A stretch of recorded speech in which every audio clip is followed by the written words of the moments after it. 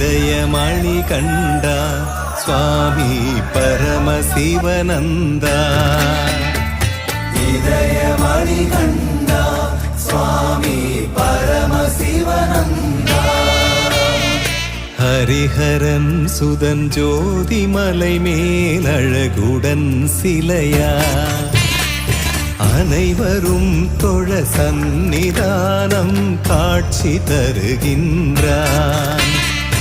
ஹரிஹரன் சுதன் ஜோதிமலை மேலழகுடன் சிலையான் சரணம் அனைவரும் தொழ சந்நிதானம் காட்சி தருகின்றான்.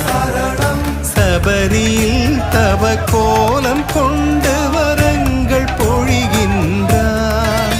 அந்த ஹரிஹராத்மஜன் அமரும் பீடம் எனது இதயம்தான்.